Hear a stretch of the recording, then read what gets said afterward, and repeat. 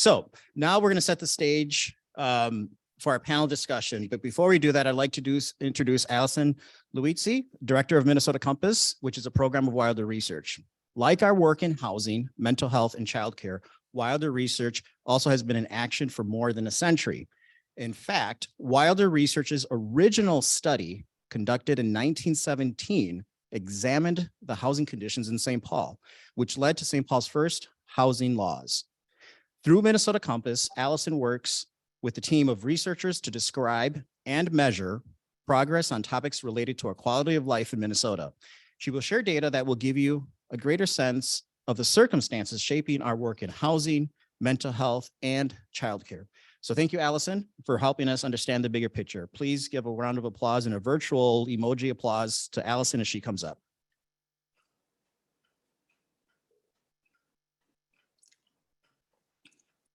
Good morning.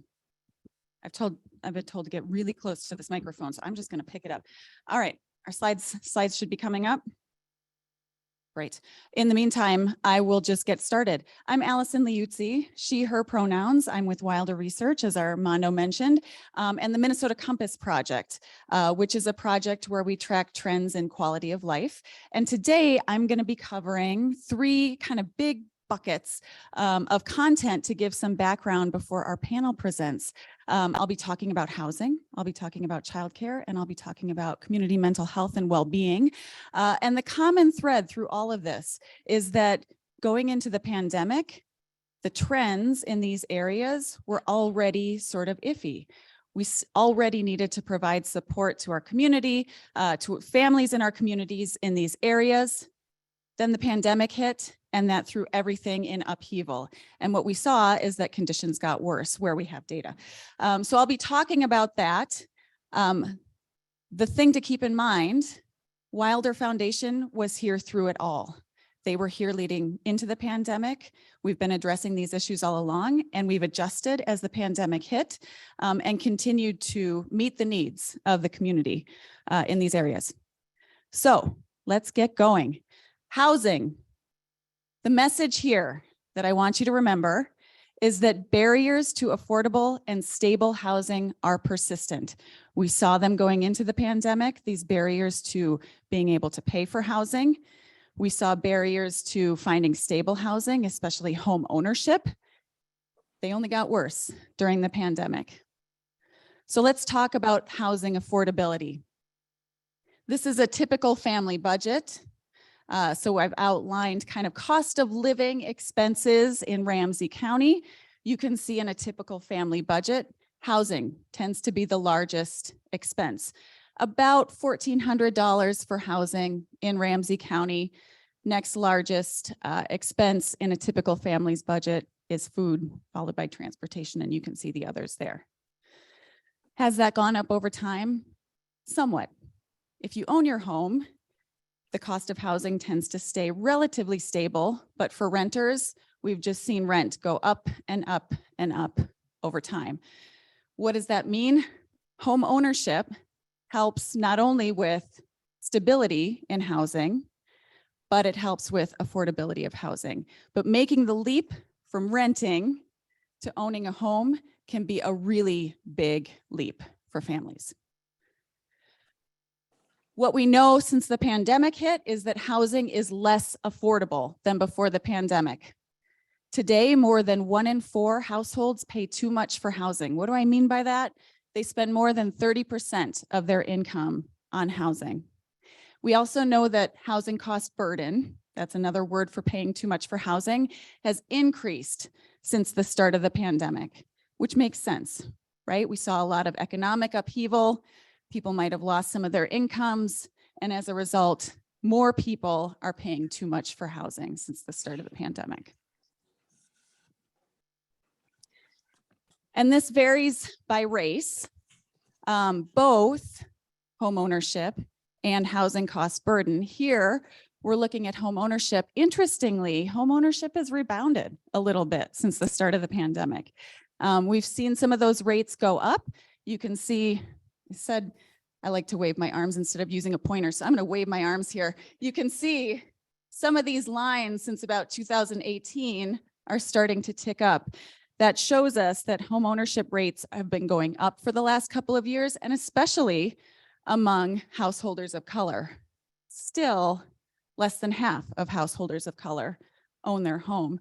And there's still a large disparity between the overall home ownership rate of 70% and the white home ownership rate of 76%. So even though we're seeing some of these trends tick up a little bit since the start of the pandemic, there's also this huge disparity. And I want to show you just a little bit more detail on that point. Remember, I said 70% of all householders own their home. That's that yellow line right there. Almost all races and ethnicities other than white non-Hispanic householders have homeownership rates below that. So this disparity extends to many Black, Indigenous, and people of color groups. So taken together in terms of housing, what this means is that these barriers to homeownership, barriers to affordable housing, barriers to stable housing existed before the pandemic and continue to exist. We still see these barriers. Let's talk about childcare. I'm going to have you shifting a little bit here and there, but these stories weave together in some ways. And let me show you how with this first slide. Childcare is a major expense. So I'm going to bring you back to this slide of a typical family's budget. In Ramsey County, childcare is the largest expense. I just saw some eyes pop, and I love when that happens. So housing typically costs about $1,400 for a family of 3 in Ramsey County. Childcare for one child in full-time childcare, $1,550. So already becomes the largest expense for a family. And the share of a total family's income that childcare composes varies by family type. So for a married couple family where potentially you have 2 incomes coming in, it's 8 to 11% of their income. But for a single parent family, 19 to 26% of income. So up to a quarter of a single parent family's income is going towards childcare. And when we think about a single parent, who else is going to work, right?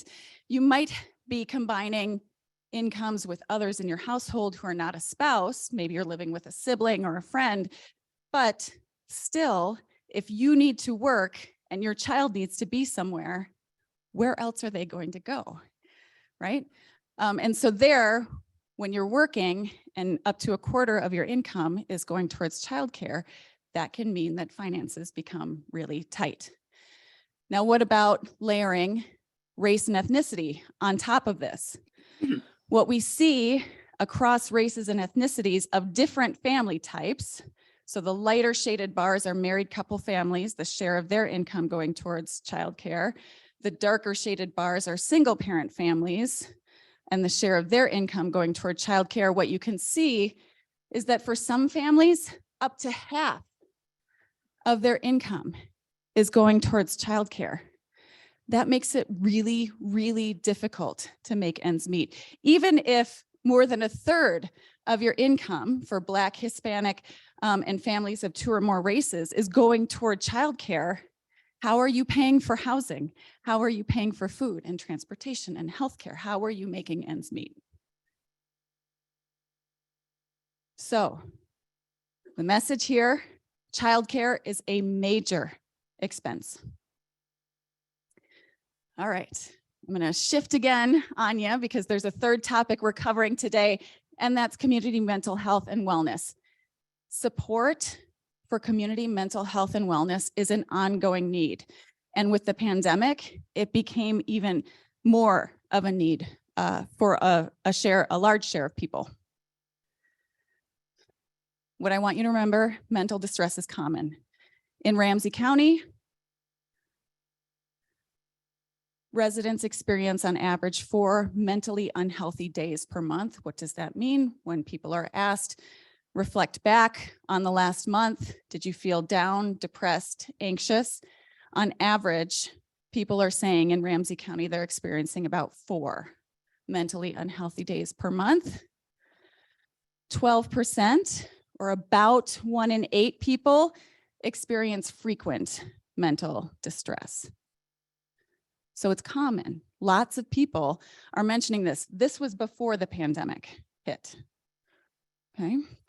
Only went up during the pandemic. And since the pandemic, different places have been tracking symptoms of depression and anxiety, and we've only seen things increase because of the uncertainty, because of the economic stress, because of the family stress, because of the fears around physical health. We also know mental distress is common among our students. When we look at St. Paul Public Schools, nearly half of our fifth graders, these are kids around 11 years old, worry a lot or say they feel sad without knowing why. These are indicators of mental distress at that age. So the presence of people, caring adults in their lives who can help them navigate that is supremely important. When they get older, 8th, 9th, 11th grades, we're talking middle school, high school, nearly 1 in 5 older students say they have a diagnosed long-term mental health, behavioral, or emotional problem. Okay, so about 20% of our students have been diagnosed, have seen a clinician, and experience mental health, behavioral, or emotional problems. So again, a real need for caring adults in their lives to support them through that. So what's happened during the pandemic? Well, what we know, the Census Bureau has been doing a survey about every 2 weeks since just after the pandemic hit. What we know is that we've seen higher levels of anxiety and depression among some groups. Females tend to have higher levels of depression and anxiety than males. People of color have had higher levels than people who are white. Younger adults compared to older adults, presumably some of that having to do with their stage in life, but also the economic uncertainty that they face. People in lower income households and people with a high school degree or less. We're seeing higher levels of depression and anxiety among these groups during the pandemic. Now, the good news, we're tending to see a slight uptick in the availability of people to help others navigate mental health and well-being. Before the pandemic in 2018, there was 1 mental health provider for every 260 people in Ramsey County. Not a great ratio, but we have seen it improve a little bit over time in 2021. So just a year after the pandemic hit, we're at 1 for every 220 people. Still not great. If you want to see a mental health provider, might still be challenging to find one who's available. But we're seeing this gradual trend in greater availability. So that's good. Some of the supports are there and some of them are improving. Still, mental distress is common, and there are lots of people from young children to adults who need support. So that was my very quick sort of flash presentation to provide context for the panel that's coming up. I will be happy to answer questions after the panel presentation. If you've got one sort of lingering in your mind, jot it down, and that can be part of the question and answer portion. But with that, I will turn things back to Armando. Awesome. Thank you. I do have one question. I'll ask it now because I have the microphone, but I won't let you answer until the portion. And it has to do when did childcare overtake housing in the cost area? I'm just intrigued by that. So thank you again. Another round of applause for Allison. Just great information. Very helpful context for the next discussion. There's a saying that goes, "In God we trust, all others bring your data." In God we trust, all others bring your data. And I love the data the Minnesota Compass is able to use to back up what we're seeing from our families each and every day. And you're going to hear a little more about that as we move forward. So Minnesota Compass, again, if you want to learn more about Minnesota Compass, you can go to, they have their own website. You can also sign up for the e-newsletter, which comes out on a regular basis, has just a plethora of information. You can go to www.mncompass.org to sign up. So please visit their website. A lot of information. It's one of Minnesota's best kept secrets. And thanks for your leadership in that area, Allison. So at this time, we're going to move to have a conversation with 3 of our amazing leaders. You're going to hear a little bit more about what's happening behind the scenes in these 3 areas. So our panel members, let's come on up and do our thing.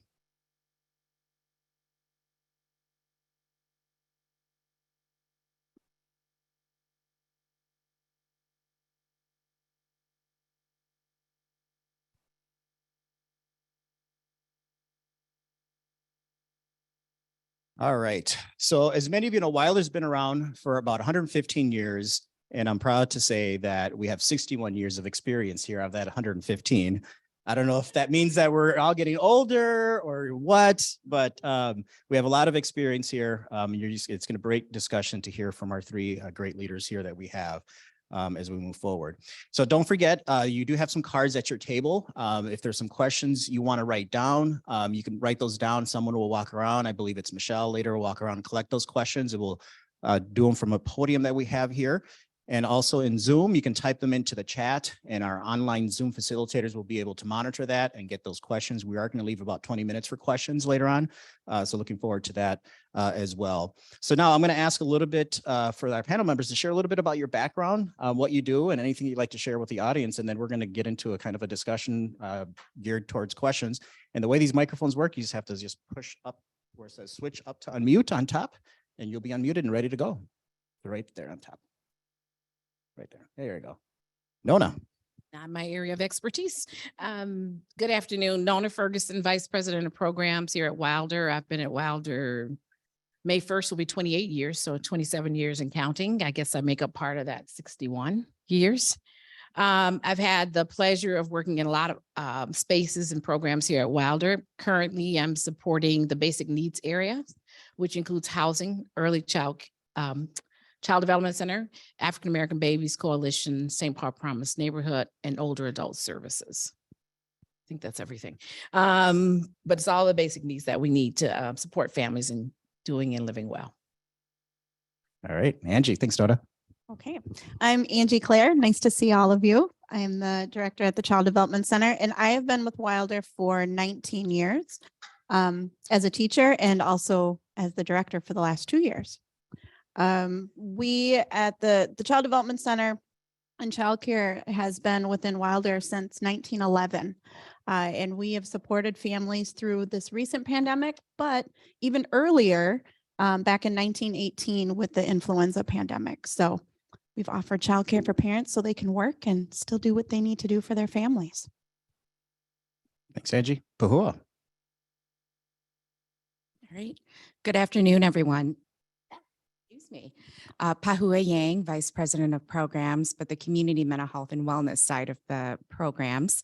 I've been here almost 14 years. Came in as a clinical supervisor and provider, service provider in our mental health services. And this is my 4th role at Wilder. So I'm excited to continue to be able to keep staying on at Wilder in different capacities.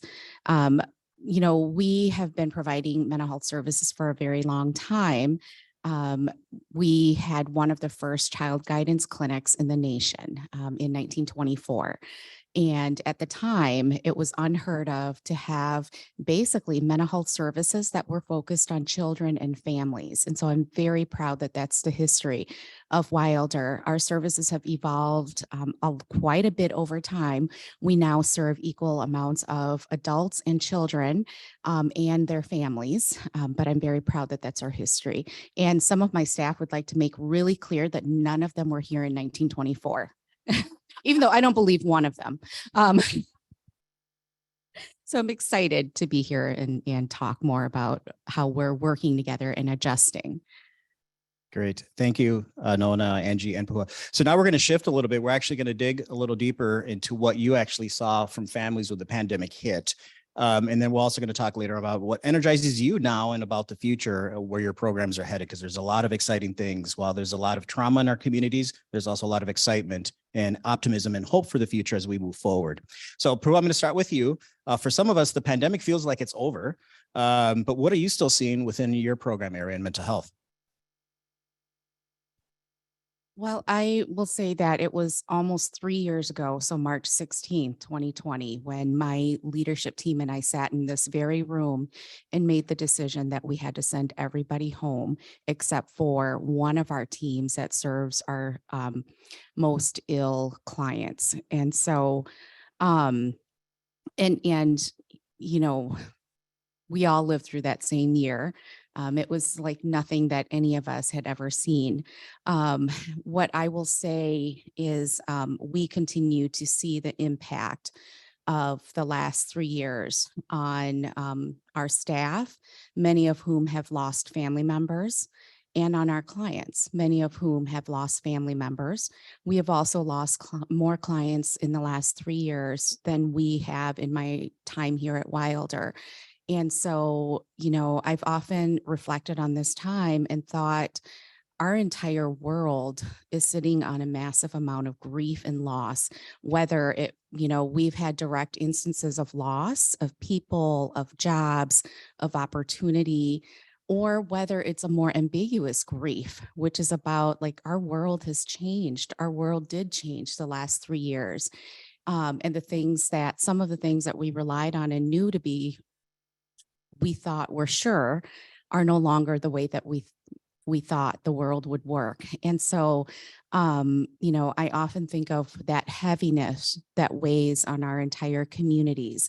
And that's what our staff, that's what our clients bring with them every day. And so we continue to see little kids who are trying to make sense of what this world means.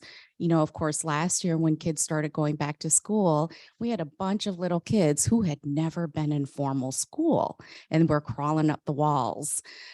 We had a bunch of kids that, had forgotten what it was like to be with other kids their age and were kind of crawling up the walls. I had to keep saying to my children, please be nice to your teachers.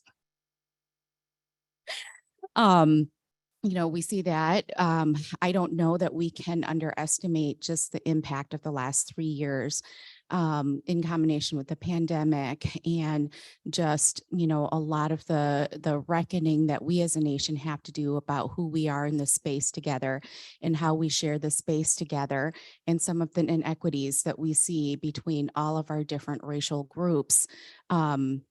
And the unrest that's happened, I don't know that we can underestimate the impact of that on every single one of us. And so I would say that on this side of the pandemic, and I don't even know if I can say that because we still have staff and clients who, have COVID or live with COVID. But we certainly see a higher level of stress when people come in. We see a higher level of stress on families, and sometimes that stress is easy to point out. And sometimes it's just a sense of feeling unsettled and feeling changed. And so there's a lot that our team, I think, has really focused on trying to figure out how we all operate together and how families want to operate together on this side. I will also say that while we have seen the ratio of mental health providers increase a little bit in Ramsey County, that has not been true, that the access to those providers has not been true for people who either are who are underinsured or who are uninsured, or who have a lot of needs in addition to mental health needs. And so clinics like Wilder become the safety net for folks who don't have access to those kind of treatments and those additional providers. I will also say, am I going on too long, or do I? There's one question. Okay. Yeah, there's a question that I would love for you to address real quick before we Yeah. go to Nona about what she's seen in housing. It's around what's an example that you and your team have needed to shift over the last few Sure. years and how you've been delivering service. Because I think it's very intriguing for people to hear how you guys actually made that shift.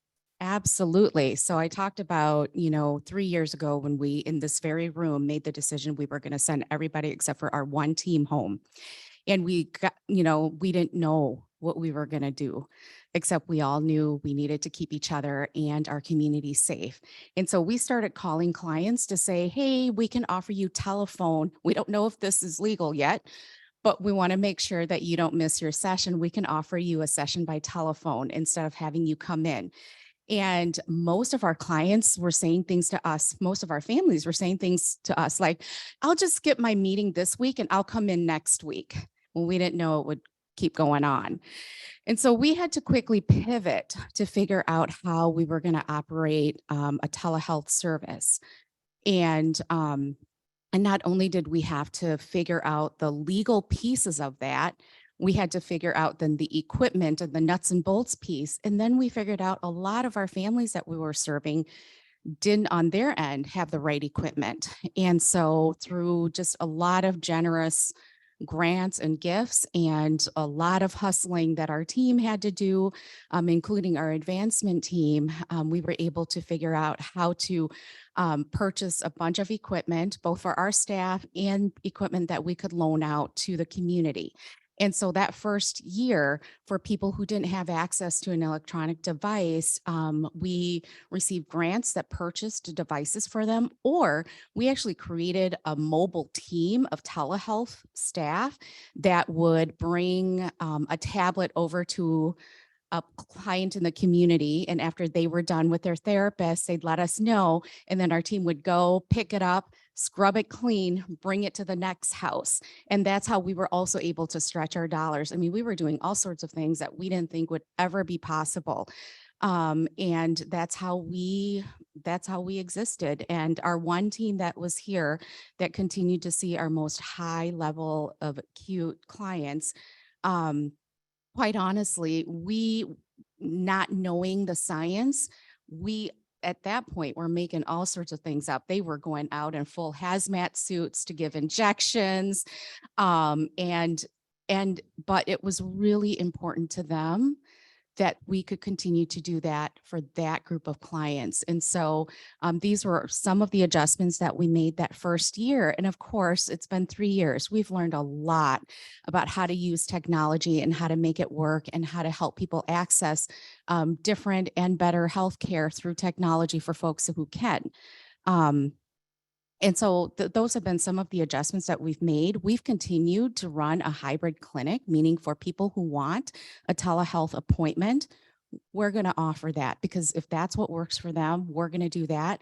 For people who want to come in and see one of us in person, or who want us in their homes or in their schools, we're also going to do that. And so we're taking a lot of the learnings that we over the last 3 years and really adjusting them to focus on how people can access high quality care. Great, thank you. And I think that theme of innovation you heard from Pahua is a common theme you're going to hear from Nona and Angie as well, how this organization and many organizations across Minnesota, and it's not just Wilder, really had to innovate on the fly.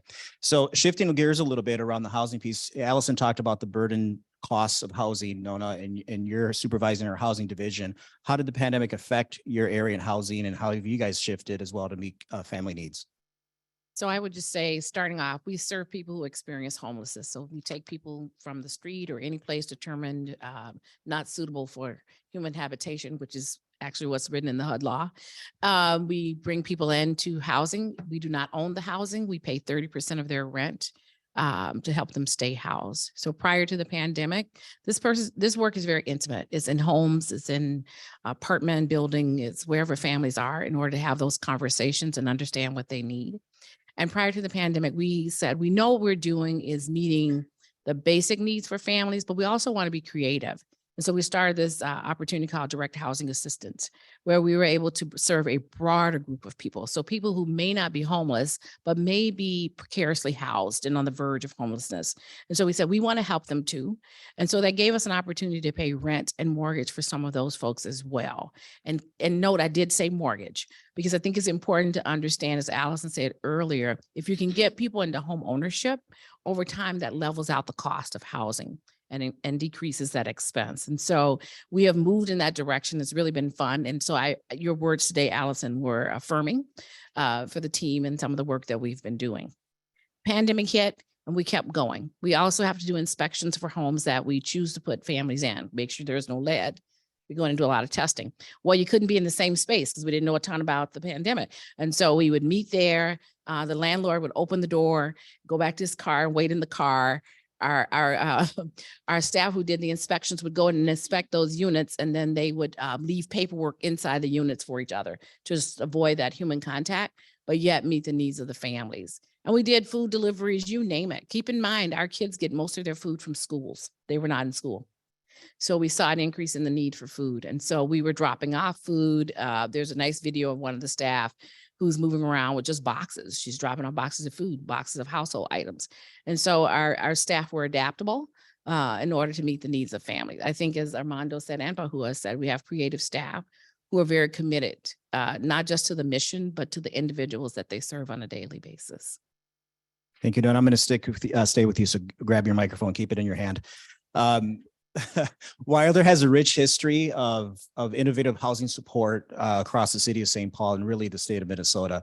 Can you think about a little bit some things that we've done in the past that have been around housing that's been pretty innovative that has actually supported people getting more housing support? Some years ago, we as an organization, Wilder, stepped away from owning property. We no longer were a developer and owner. And so we decided that we still wanted to provide the services. And, you know, the government mandates a lot of things, but they mandated services, but they did not provide funding for services.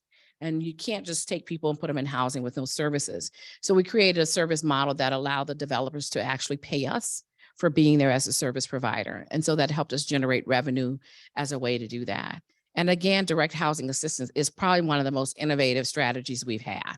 It's really saying to people, come to us, we can support you, even if you own a home or in the process of owning a home, versus saying you have to be homeless. That's probably the most upstream thing that we've done in order to support families. And so for Wilder, it positions us as not only just a subcontractor for the government, but it allows us to be creative as a nonprofit organization in order to meet those needs. So it gets us in two spaces, delivering services to folks. The other thing I would say, Armando, is we got feedback from Pahua Shop about the housing. And they said, you've got too many criteria. You know, our folks had been used to running government programs that make you jump through a lot of hoops and bring a lot of documentation. And so this staff created the program of direct housing assistance in the same way. And her team said, come on, too many barriers, too many forms. So we were able to adapt and just say, hey, if you meet 200% of poverty, you can get access to this program.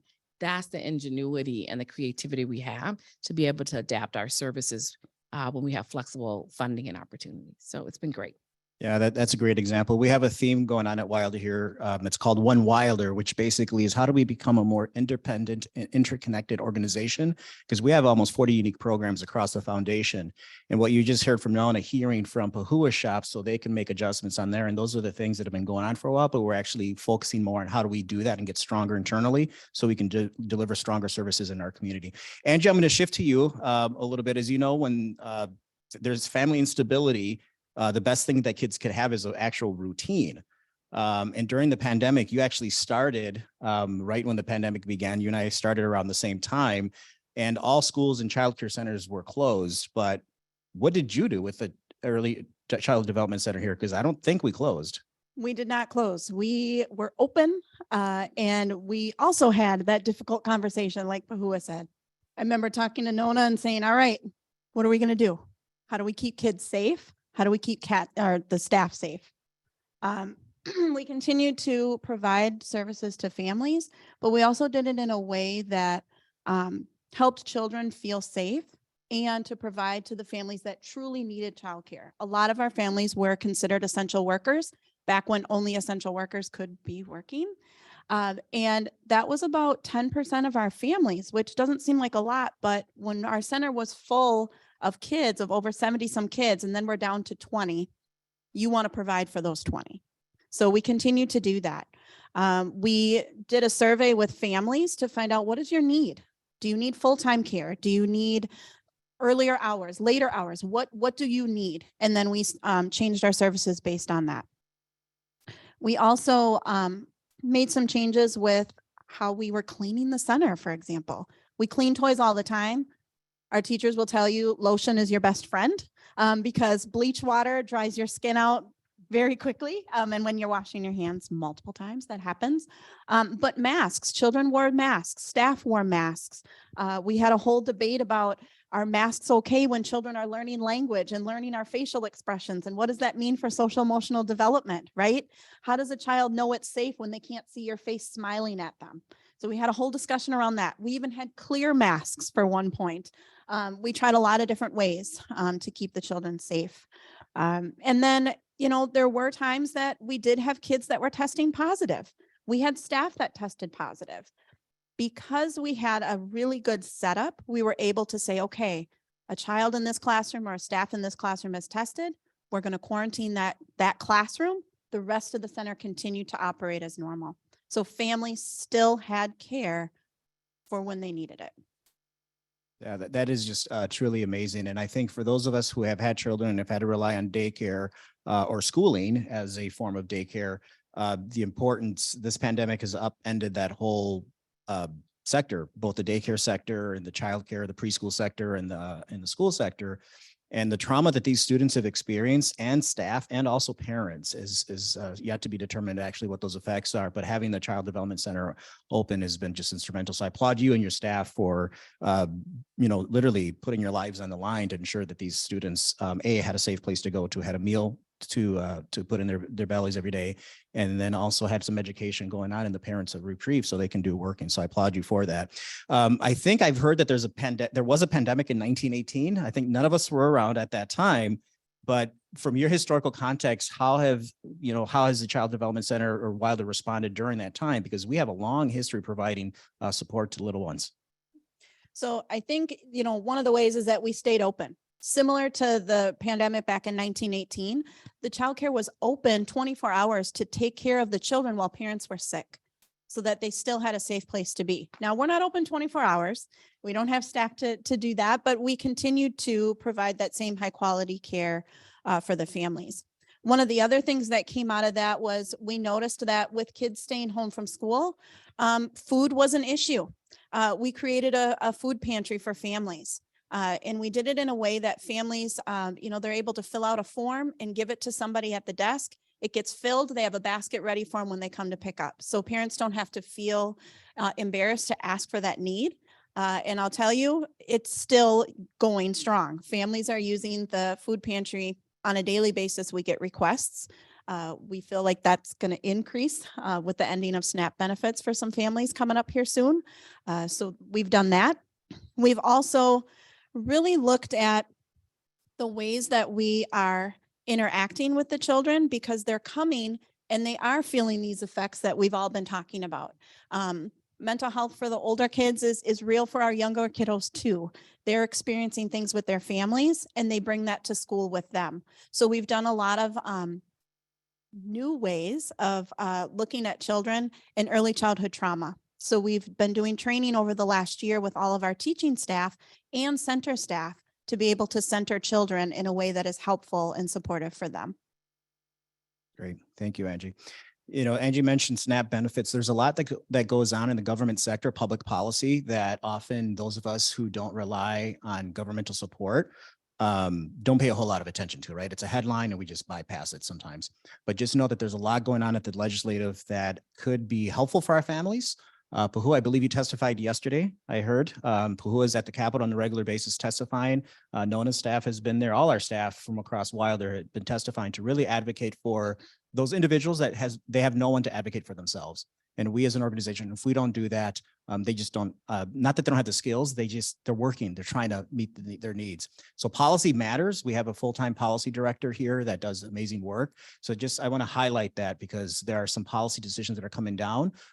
There's some orders that are ending because the pandemic, quote unquote, is over, that are really could have adverse effects for our families. So I opened up earlier that we hope to hear kind of what energizes you, what gives you hope for the future. And we're going to end with that, with your statement around what energizes you, what gives you hope for the future. And then we're going to transition to some questions from online and also from those of us that are here in person. So I'm going to start with you, Nona. What energizes and gives you hope for the future? I come back every day for almost 28 years. So I truly believe in what we do. We are adaptive as an organization. That's what excites me. What I'm excited about is the whole family work. We have been talking about being one Wilder my entire time at this organization. And under Armando's leadership, we have an opportunity to align our behaviors with our strategic plan and to get us moving in that direction. So that's what's been exciting for me. Another thing we've talked about is housing again. Housing is very expensive. We have another program that talks about respecting choice for the people that we work with, and that's called the RAISE program. So we've had an opportunity to give direct cash to people who come to us and they can decide how they're using it. We provide them that cash over a 2-year period of time, and they get an opportunity to think about how they want to use it and fill that gap in their families. I think you can hear the evolution around a partnership that we have with families. And it's not just that you come to us and we tell you what you need. You come to us and together we figure out what you need and we partner well so that your needs are met. And we know that we're going to have a lot more success doing it that way because the people who come to us may have a need, but they also have a lot of talent and they have skills. And so we serve as that nice bridge and connector to families to what they need and resources. Thanks, Nona. What Nona's talking about is centering the families at everything that we need. And that's part of our whole family approach. So we have two things going on at Wilder that I simplify things into two. One Wilder theme, how do we become better integrated, interdependent? And the second thing is serving whole families. And when you serve whole families, the families are at the center. You're empowering them. It's not a handout, it's a hand up for our families. And that's, again, a common theme that you're hearing. So Angie, what excites you about the future? I'm excited to know that childcare is in the mouths and ears of a lot of people these days. And I'm also really excited that we have a team of dedicated early childhood folks. I've got a core team of people that have been with us through the pandemic. So they've been through all of the changes that could happen daily, sometimes hourly with all the regulations. But I'm also really excited about enhancing the whole family work. We have been doing whole family work for a very long time. But now with the initiative through Wilder, we have ways to enhance some of the things that we've been doing with our families.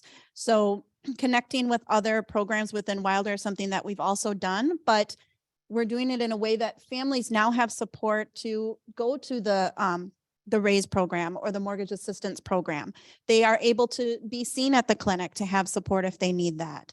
And I'm just excited for those to continue to grow for families. Because if the families are well, our kids are well. So if people want to volunteer at the Child Development Center, what kind of jobs do you have for them? Oh man, many. Especially making food in the kitchen. No, we have lots of opportunities. That is a real job, by the way, because I've done it. I've tried to do it. They've kicked me out of the kitchen. They put me in the dishwasher, just for the record. Nona, still trying to get over that. Go ahead, Angie. Multiple ways. We've got lots of folks that come in to read to the kids, to just play with the kids, to do you want to do filing, that's your thing. We got that. You name it, it's there for you. Thank you. Pahua. Yeah. Again, I think there has been so much sadness and loss in the last 3 years, but we've also learned so much, and we're doing things that, again, I never thought we'd be able to 3 years ago. And so it's important to my team and I that we keep innovating to do what people need us to do. I talked about, still being able to offer telehealth services. And that is not an uncomplicated process. It involves not just our staff and making sure that our clients and the community have what they need, but it also involves a lot of policy change that allows us to do that work. The other thing that I'm excited about is that we recently revamped the way that we assess people when they come in to really understand what people's challenges besides their mental health needs, what their other challenges are, so that we can work with our partners within Wilder as well as outside of Wilder to help people get their needs met. We also now are asking specific questions around who people's families are, how they've crafted their families, and whether their families need anything. We also have a group of people in Wilder programs that are meeting to break down barriers. And so in the past, we've tried different iterations of this, and we always seem to have either cultural barriers or regulatory barriers. And we decided, let's stop that. Let's just meet. Let's talk about what we do and how every single person or family that we serve can get the very best of everything that we can offer here at Wilder, if they want it. And so we've had a group of care coordinators or people who operate in that role who are meeting to better understand who are the folks we're serving and how do we just get them to where they need to go. Let me see. The other thing, did I talk about walk-ins? Oh, so we implemented the biggest thing and one of my favorite things. We decided it's so difficult for people to get help when they need it. And we want to be here for when people need help. And so we've gone to a walk-in system for that first appointment. And we're now able to say to folks when they call us and say, what do you do? Can I make an appointment? We are now in the position to be able to say to them, hey, just come whenever it works for you, Monday through Friday, 8 to 4, Monday through Thursday, 8 to 3, on Fridays, and come in whenever it works for you. We will have someone meet with you and we'll figure this out together. And that has been a big shift for our staff, but certainly something that is incredible that we can say to people. And that way, people can just come when they're really at that point of needing to talk to somebody. So those are one of the many innovations that we've done. And I would say the last 3 years, it has been about how do we just keep innovating and keep doing what we need to do in order to meet community need. Yeah, thank you so much. One of the things I'm proud of is that even during the pandemic, we were responding to a crisis. We not only met the needs as best as we could of the crisis, but also we planned for the future. We didn't stay stagnant as an organization. I think that's very important because many organizations literally just try to survive day to day. And we actually thrived, even though we still were dealing with a lot of trauma, and we're really excited about the future. Well, thank you. We're going to get to the point now that we're going to transition to questions. Michelle's going to pick up any cards you have with questions, or else you can go to that podium and ask your question for the podium. If you are online, you can just put your question in the chat and that will get transferred over here to our staff that are monitoring the chat, and then they'll ask the question. So we're going to take about 20 minutes. Allison is available too. If you want to come up here, maybe stand at the podium in case you get questions so people don't forget about you. You can ask questions about her data points or any questions that you have. And maybe Allison, since I asked the first question real quick, what happened with housing and childcare? Oh, thanks. Okay, so you'll remember that I mentioned in Ramsey County that childcare is the largest expense for most families. And then after that comes housing. That's unique to the metro. If you go to greater Minnesota, you'd actually see that childcare tends to be the second largest expense. So that's one thing to keep in mind, is it's very unique to where we live, that childcare tends to be more expensive here in the metro.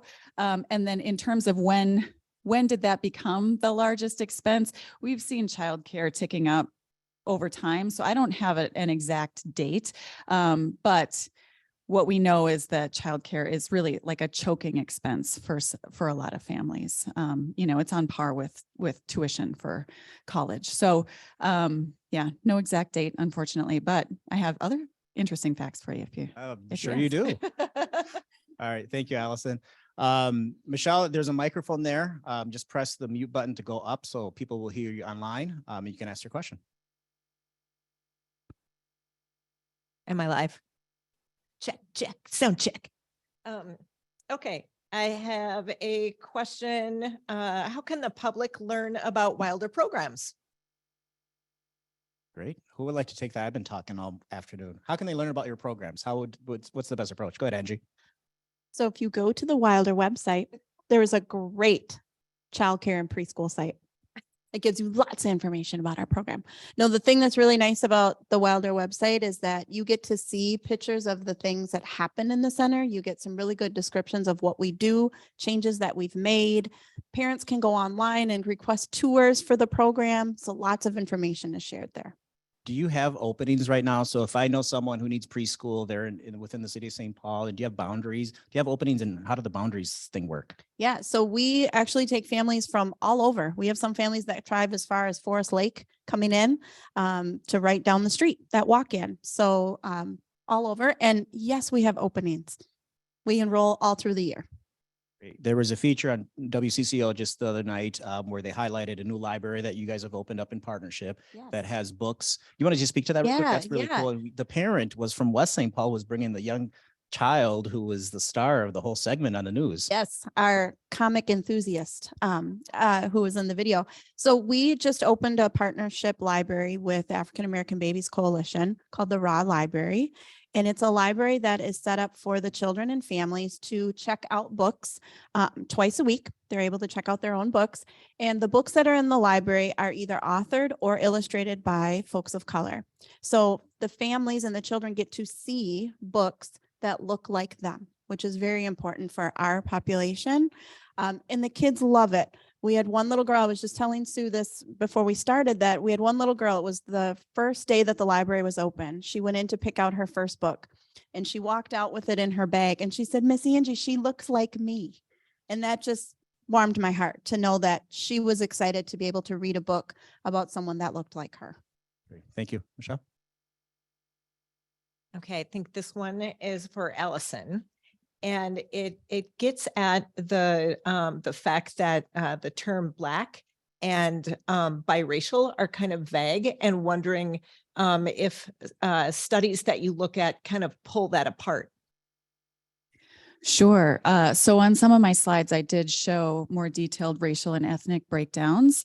And there are places where I group Black and there are places where I group 2 or more races. So the data source that I use for a lot of my data is Census Bureau.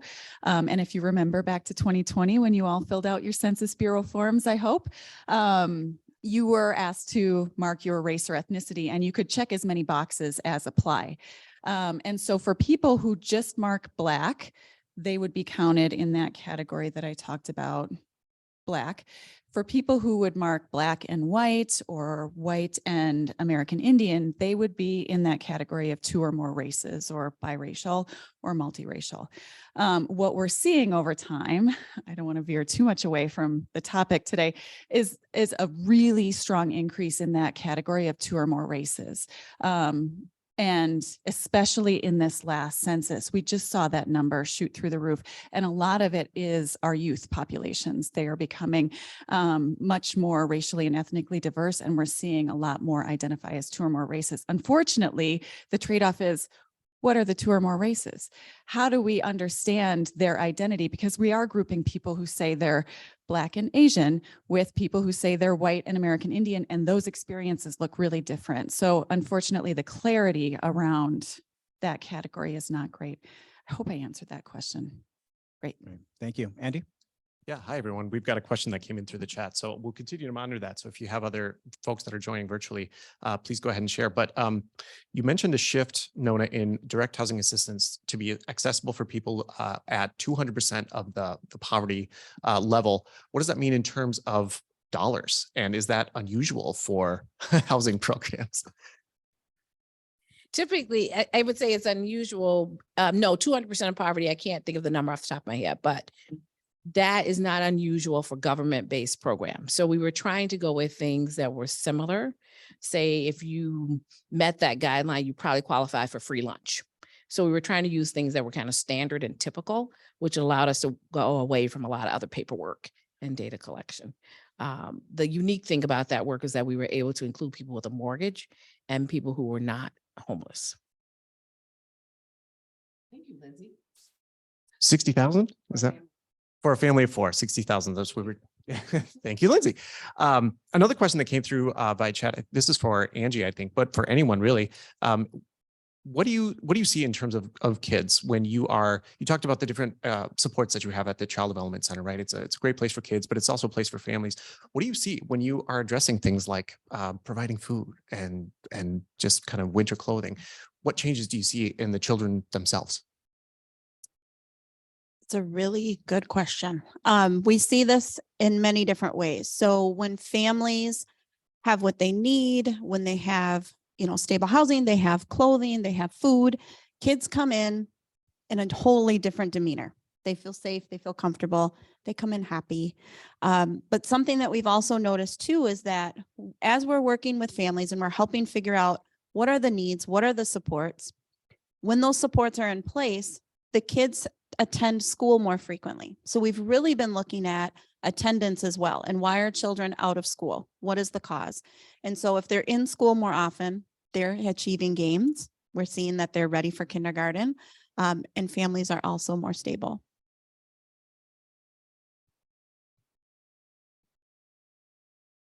Ms. Nona, this one's for you. For families who are getting help with housing payments, what do you know about how they are able to remain stable over the long term? My Wilder research colleagues are doing an evaluation, and I would say we don't have a lot of data yet, but traditional cash transfer programs show that people are able to maintain their housing. So we expect some of the similarities to be the same as folks who stay housed with HUD and government traditional housing, and that's usually a 12-month period of time. But the difference is, keep in mind, mortgage. And so we expect to see people maintain their mortgage. Allison, do you see anything in your research around some of those programs that have been implemented across the country? Any early research that you've seen? Yeah, absolutely. So more broadly speaking, not just with reference to Wilder and the programs it provides, but in general, research seems to suggest that direct cash transfers and other cash-like transfers, we see amazing outcomes. When we allow families to put money where they need to put money, we see child poverty go down. We see housing security go up. We see food stability or food security go up. So those direct cash transfers are great. Mhm. And it's interesting because it's been, it's very controversial programs across the country that governments are implementing and organizations are implementing. And so it'll be interesting to see what the data says around that, because there's a thinking that if you give someone money with no strings attached, that they're going to abuse the money and it's not going to go towards what they really need. But actually what the early data and the experiences and anecdotal information that we're hearing across the country, it's the opposite. And it's hard for us to really reframe that thinking. So I'm proud that Wilder is, taking a lead in that and being innovative. And it's really about empowering families versus us telling families what to do, which is, a challenge for some of us, as we know. So any other questions, Michelle? One more? Just one more, and this can be for anyone really. Are there community issues that Wilder would like to address but hasn't yet? Sure. Well, who I'm going to give it to you since you haven't had to address a question, but from your seat on the bus, are there community issues that we know of, but we're not addressing?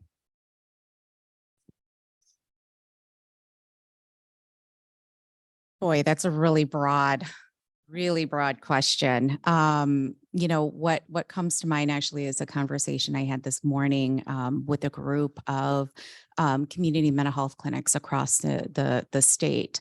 And we're all, and it's a group of folks, urban and rural community mental health centers. And we're all seeing an increase in violence in our communities, in schools and just in the community. And the impact on our staff, the impact on our clients, the impact on our community.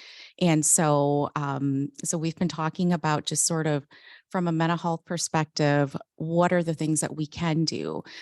These days, so much is thrown out about, the violence that happens and, oh, we just need more social workers. We just need more therapists. We just need more counselors. And I wish that that was the answer, because I would love to have more social workers and counselors and therapists.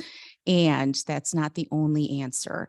And so, and that's something that I think as a community, as a state, we have to figure out. I was very surprised to hear my colleagues in greater Minnesota talk about the violence in their communities, because I think everyone often thinks about, the Twin Cities area as, the hotbed of violence, and we're seeing it all across the state in very different ways. And so, and specifically in very different ways as we emerge on this side of the pandemic.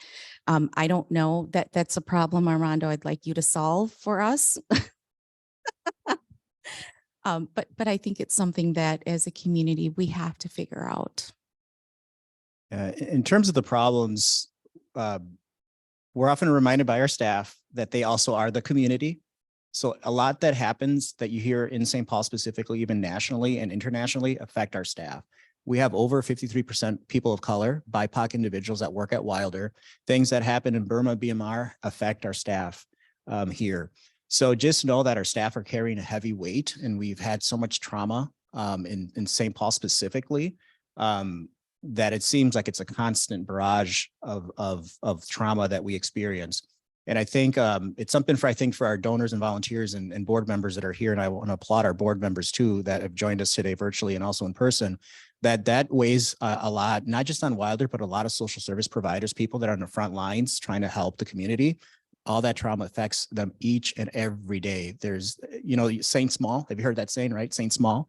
We're all interconnected. And I can't tell you how many times on a weekly, almost daily basis, there's something that happens that is affecting our staff. So we remain hopeful for the future. We're excited about the opportunities, what Wilder's doing. It's been here for 115 years. It's going to be here for another 115 years. And that's thanks to all of you. So let's give a round of applause to our wonderful panel members, Pahua, Angie, and Nona. Thank you. All right, I just have some closing comments and then we will end a little bit early. No one's going to complain. And I think there's more food left over. So if you would want more food, please help yourself. I do want to thank again the board members. We have a few board members online and also in person. So thanks for joining us. Also our volunteers and also all of you that are here supporters of Wilder too. So thank you for joining us. One of the most inspiring things to me about Wilder is having the stability of serving St. Paul for more than 100 years while continually renewing and adapting our work to meet current needs. And I hope that you heard that from the panel today is how we've adapted just over the last few years. So think about all the decades that we've been around. As you know, Wilder was started in 1906 with the estate gift of the Wilder family, which the goal of being a permanent source of hope and support for the city of St. Paul and the East Metro. So their initial gift of $2.6 million planted the seed for our mission, to which hundreds of other donors, including many of you, have contributed through direct gifts and gifts in their wills or estate plans. So thank you for that. Donors have included a gift to Wilder in their estate plans are recognized as heritage partners. They are listed on the slide here. It's a significant number of people, so thanks to all of you who have signed up to be in the heritage partners category. Each person on the list, there's something about Wilder that is uniquely meaningful to why they decided to support us in this way. Some people are really moved by our mental health work and want to make sure it continues. Others have a long family or work history with Wilder and wanted to make us part of their long-term giving plans. With us today are Kathy and Craig Binger, who have a great story about why they included a gift to Wilder in their plans. Back in the 1920s, again, 1920s, Kathy's mom and aunt received childcare support from our Child Development Center. So Kathy's grandma could keep working to support their family. Here's a picture of the attendance log back from 1923 and a picture of Kathy's mom and aunt about the same time. And in their own words, Craig and Kathy shared this quote about why they chose to include Wilder in their estate plans.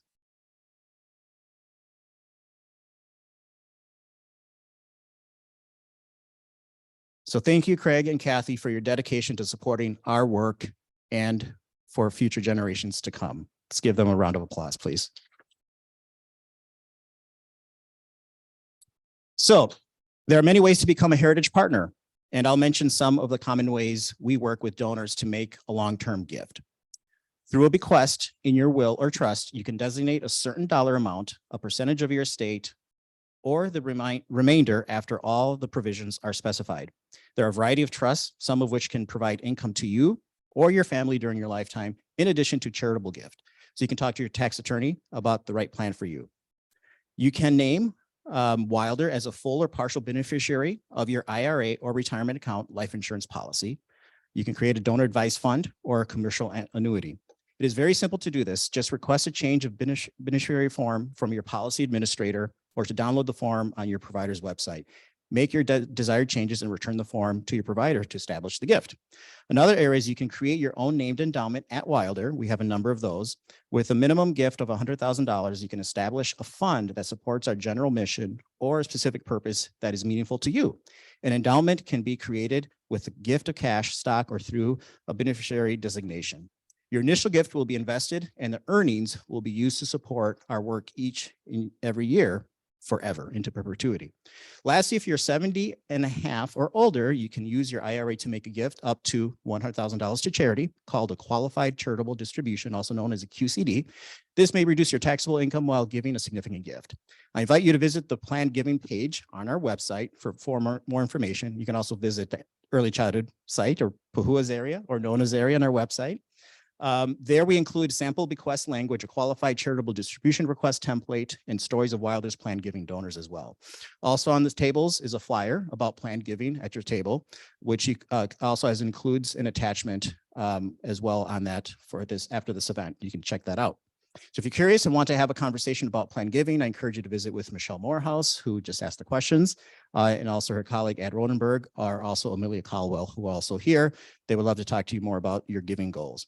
In closing, again, I want to thank all of you for being here today. It's not snowing. It's a beautiful day out for Minnesota standards in March. It's always great to be in person. And also thanks to those of you who virtually have joined us today. I'm always inspired to hear the amazing stories that we heard from Allison, Nona, Pahua, and Angie as well. So my last announcement is a special one. Our next event is going to be Ordinary Magic, our annual fundraiser, which we're actually going to be hosting on Thursday, May 4th. There will be no snow, I promise, on the ground. And it is going to be here for the first time in our history in this facility at Wilder Center. We're community-based. We're going to bring the community in our center, and we're looking forward to hosting up to 230 individuals, limited seating. So get your tickets once they become available. It's an inspiring event. Our goal is to raise over $300,000. So you can get more information at wilder.org/magic. All right. Thanks for joining us today. There's more food. Thanks to the presenters, and thanks for our supporters, our donors, our volunteers, and our board members for your gifts and your generosity. Greatly appreciated. Take care.